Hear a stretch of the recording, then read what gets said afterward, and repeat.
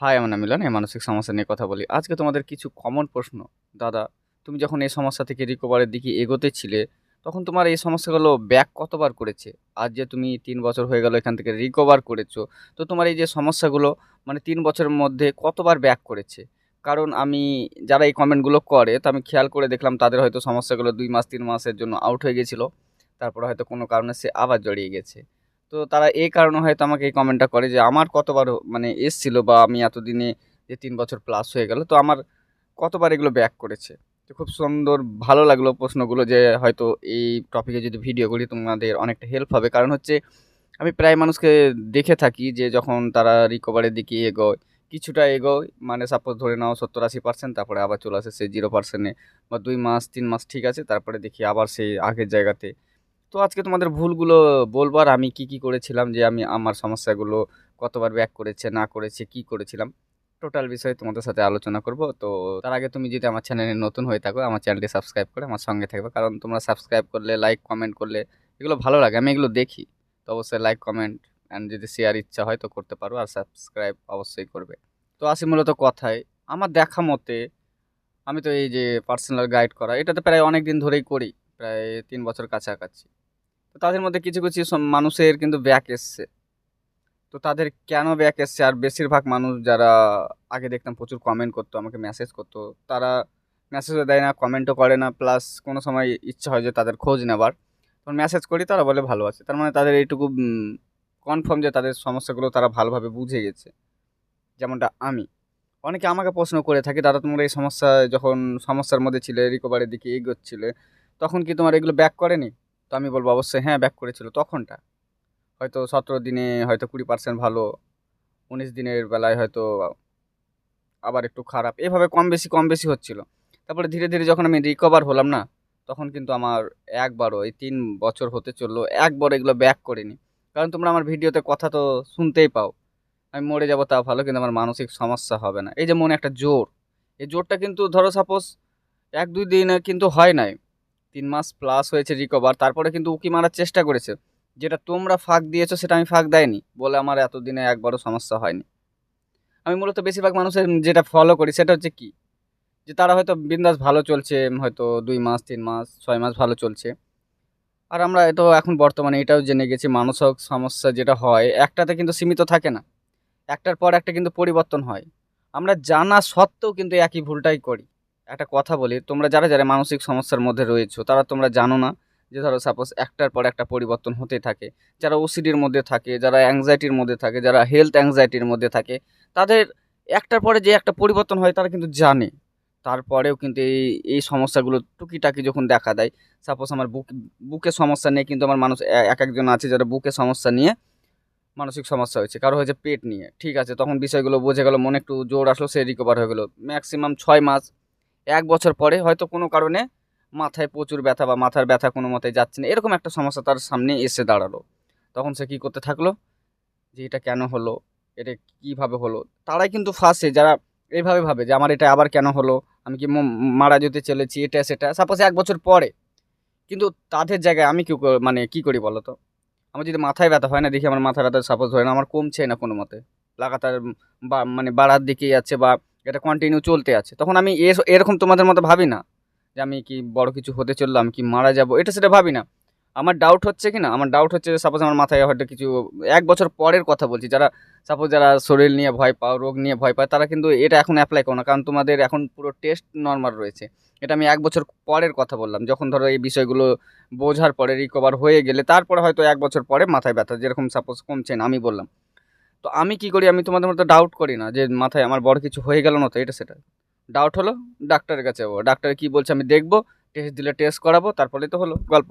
কিন্তু তোমাদের মতো অযথা এইভাবে করে আর ভাবি না। যার জন্য এই সমস্যাগুলো আমার আজ অব্দি ব্যাক করে নাই। আমি প্রায় মানুষকে দেখেছি যে এই সমস্যাগুলো ভালো আছে, বিন্দাস সে ভালো আছে। হয়তো ২ মাস ৬ মাস পরে টুকিটাকি সমস্যাগুলো দেখা দিল। যাদের চিন্তা, হয়তো যাদের ওপরবালাকে নিয়ে খারাপ, খারাপ চিন্তা, তো তারা এটা থেকে রিকভার হয়ে এসছে। তারপরে ৬ মাস ১ বছর পরে সে ধরো ফ্যামিলিকে নিয়ে খারাপ একটা চিন্তা আসছে। তখন কি করলো? সে আবার ভাবলো যে আবার এটা আমার নতুন কিছু হলো। আমি আবার মানসিক সমস্যা কেন হলো? এটা মানে তারা এক কথায় যখনই একটা মানে সে শারীরিক সমস্যা হোক, চিন্তা ভাবনা হোক, যদি একটু পরিবর্তন করেছে কিছুদিন পরে, সে কিন্তু ওটার মধ্যে আবার সে মানে ঢুকে যায়। যার কারণে কিন্তু আজ এই অবস্থা।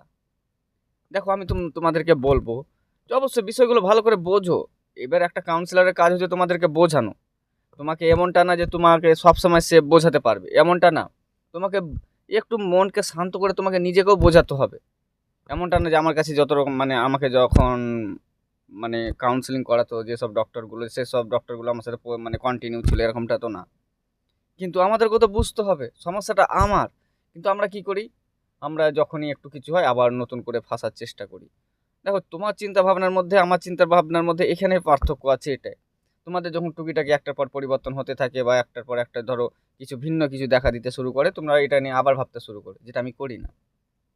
আমার যদি শারীরিক সমস্যা নিয়ে কোনো ডাউট হয়, তো আমি ডাক্তারের কাছে যাবো, ডাক্তার থেকে কনফার্ম হয়ে যাবো, ওখানে গল্প শেষ। ওখানে মানে টোটালি চ্যাপ্টার শেষ ওখানে। কিন্তু আমি ওই যে তোমাদের মতো ভাববো না যে আমার কেন হলো, এবার কি আমি মারা যেতে চলেছি, আমার কি বড় রোগ হতে চলেছে। কারণ আমরা এই সমস্যাতে আমরা তো ভালো করে জানো, আমরা ডক্টরের থেকে বড় ডক্টর হয়ে যাই। ডাক্তারদের মানে এবার একটা সব থেকে আর একটা জিনিস খারাপ দিক দেখেছি। যখন হয়তো কিছুদিন বেশ 6 মাস বা 2 মাস বা 1 বছর পরে যখন আমাদের সমস্যাগুলো দেখা দেয় না, তখন আমরা কি করি বলো তো? প্রথমে ইউটিউব ডক্টরকে গিয়ে আমি সার্চ করি। একটা জিনিস খেয়াল করে দেখেছো, ইউটিউবে মানে সাপোজ তুমি একটা ডাক্তার দেখিয়ে এসছো হয়তো মাথার জন্য বা বুকের জন্য বা যেখানেকার হোক, তুমি ডাক্তার দেখিয়ে এসছো, ডাক্তার বলেছে তোমাকে ওকে আছে। তারপরে তুমি ওই বিষয়টা নিয়ে ইউটিউবে সার্চ করতে গেলে যে কোনো একটা মাথা হালকা ব্যথা সার্চ করো না, তুমি সার্চ করে দেখবে। যখনই মাথায় হালকা ব্যথা বা মাথায় ব্যথা কেন হয় লিখবে না, টিউমার বা ক্যান্সার এটার সাথে সাথে কানেক্ট করে দিবে পুরো, হতে পারে চান্সেস। তখন তোমার ডাউট হতে শুরু করে যে না, আমি যেখান থেকে টেস্ট করালাম বা যে ডক্টর আমি দেখালাম উনি হয়তো ভুল রিপোর্ট দিয়েছে, বা উনি হয়তো বুঝতে পারিনি, হয়তো আমার বড় কিছু হয়ে গেছে। এই যে মানে সেকেন্ড বার যে অনেকদিন পরে ফেসে গেলে, এখান থেকে কিন্তু ফাঁসলে। এবার তুমি ভেবে দেখো আমরা কেমন একটা মানুষ। ইউটিউবে যে ডক্টরগুলো রয়েছে তারা কি বলে শেষে, এটা অন্য কারণের জন্য হতে পারে, তো কাছাকাছি ডাক্তার দেখিয়ে নাও, তারাও বলছে ডাক্তার দেখিয়ে নাও। কিন্তু আরেকটা জিনিস খেয়াল করে দেখেছো, আমাকে ইউটিউবে যে ডক্টর রয়েছে সে আমাকে দেখলো না, বুঝলো না, টেস্ট দিল না, ও তার মতো করে বললো, আমি তার কথা কেন বিশ্বাস করব? তুমি একটা ভেবে দেখো বিষয়টা। আমি যে ডাক্তারটা দেখাতে যাচ্ছি সে তো আমাকে, তার সামনে আমি বসছি, সে আমাকে দেখছে। মানে এবার তো চেক আপ তো করে গোটায় শরীরে, যে ডাক্তার দেখাতে যায় চেক আপ করছে, তারপরে তার ডাউট হচ্ছে যখন, তখন তা মানে আমাদেরকে টেস্ট লিখে দিচ্ছে যে এই টেস্টটা করাও, তাহলে কনফার্ম হয়ে যাবে তোমার কি সমস্যা না সমস্যা। তারপরে টেস্ট করানোর পরে আমরা টেস্ট করাচ্ছি, রিপোর্ট যখন আসছে তখন দেখাচ্ছি, বলছে কোনো সমস্যা নেই। আমরা ইউটিউবের ডাক্তারটাকে এত বিশ্বাস করি, যে আমাকে দেখলো না বুঝলো না তার কথা আমি বিশ্বাস করছি, কিন্তু যে আমাকে দেখলো বুঝলো শুনলো টেস্ট দিল, আমি কিন্তু তার কথা শুনছি না। এবার বিষয়টা ভেবে দেখো ঠান্ডা মাথায়, তুমি কার কথা শুনতেছো? গুগলে তুমি কোনো কারণে যেসব ছোট্টখাটো দুর্বলতা, ছোট্টখাটো ব্যথা, তুমি গিয়ে সার্চ করো ইউটিউব আর গুগলে, তোমাকে এত বড় বড় সমস্যার সাথে কানেক্ট করে দিবে তোমার বলার মতো না। আর তোমার যখন এগুলো সার্চ করতে শুরু করবে না, তখন দেখবা তোমার ভালো মাইন্ড হোক না কেন, তুমি হয়তো অনেকটা এগিয়ে আছো রিকভারের দিকে, তোমাকে দেখবা পেছনের দিকে ঠেলার জন্য যথেষ্ট ওই কয়েকটা ভিডিও বা কয়েকটা সার্চে।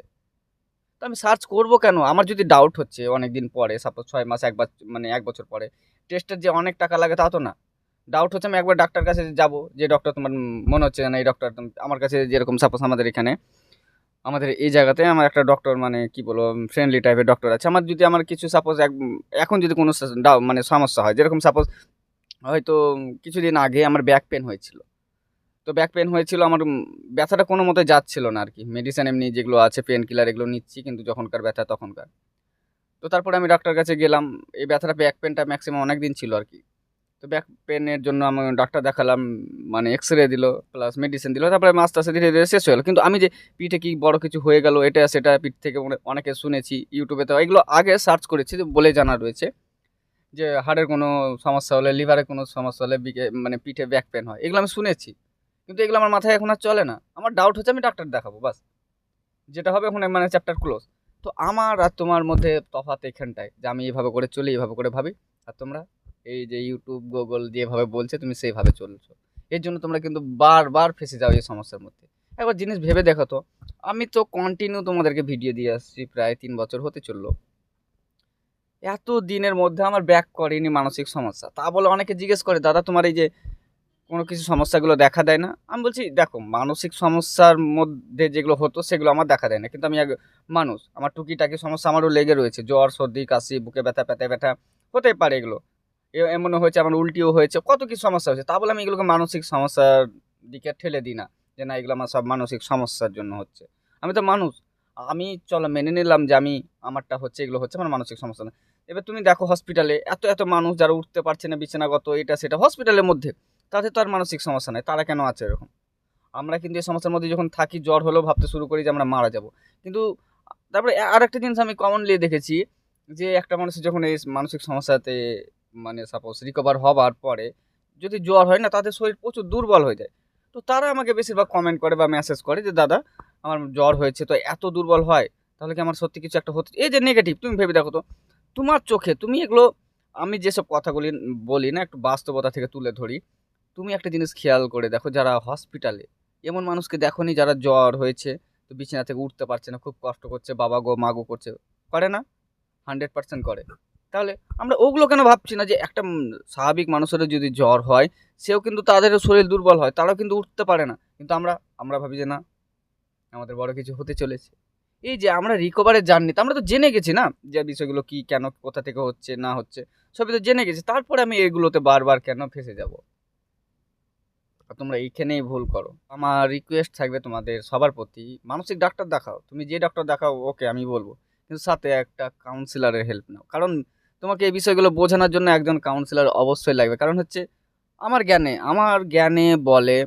কারণ হচ্ছে যে আমি তো দেখে আসছি তুমি আর যাই করো কাউন্সিলর মাস্ট লাগবে কারণ হচ্ছে তোমাকে বোঝানোর জন্য এই যে তুমি মাঝে মাঝে ভেঙে পড়ো বিষয়গুলো উল্টো দিকে প্রসেসগুলো ফলো করে এইগুলো বোঝানোর জন্য তোমাকে অবশ্যই একজন কাউন্সিলর দরকার আমি এটা ভালোভাবে জেনে গেছি বুঝে গেছি যতটা এতদিন ধরে এই লাইনে যা আমি ধরো কাজ করছি আমি বুঝে গেছি একটা কাউন্সিলর মাস্ট লাগবেই তো চলো আর ভিডিও বেশি বড় করবো না নিজের খেয়াল রেখো সুস্থ থেকো আর বিষয়গুলো বোঝার চেষ্টা করো আমার আর তোমার মধ্যে পার্থক্য কোথায় 2 মাস 6 মাস পরে যখন সে ওসিডির হোক অ্যাংজাইটির হোক আরও যেসব সমস্যাগুলো রয়েছে ফোবিয়া হোক এই যে ব্যাক করে কি কারণে তোমাদের ব্যাক করে আমার কেন করে না কারণ হচ্ছে আমি তো জেনে গেছি আমার যদি এখন সাপোজ 3 বছর প্রায় হতে চললো তাই তো 10 বছর পরেও যদি এটা হয় তো আমি তো জানি আমার যদি হ্যাঁ অবশ্যই আমার যদি শারীরিক সমস্যা হয় কন্টিনিউ যেটা চলতেই থাকে তো আমি ডাক্তার দেখাবো ওখানে মানে ওখানে কনফার্ম করবো চ্যাপ্টার ওখানে ক্লোজ কিন্তু এই যে এইভাবে করে ভাবো না আমার কেন হলো আমি কি মারা যেতে চলেছি আমার এরকম চিন্তা আসলো কেন আমার কি আবার আগের মতো হতে চলেছি এসব ভাবি না তো কারণ আমি ভাববো বা কেন আমরা তো জেনে গেছি না আর আমি এটা ভালোভাবে জেনে গেছি বুঝে গেছি এর জন্য আমি ওয়েলকাম করি মানসিক সমস্যা যে আসুক একবার দেখি আর একবার ফেস টু ফেস হয় আর আমার বিশ্বাস আসতে পারবে না বা আসবে না তো চলো আর বেশি কথা বাড়াবো না তো নিজের খেয়াল রেখো সুস্থ থেকো চলো দেখা হচ্ছে পরে ভিডিও অন্য কোনো বিষয় নিয়ে আর অবশ্যই যেতে যেতে ভিডিওতে একটা লাইক কমেন্ট ভিডিওটা কেমন লাগলো অবশ্যই জানিয়ে দিও ততক্ষণ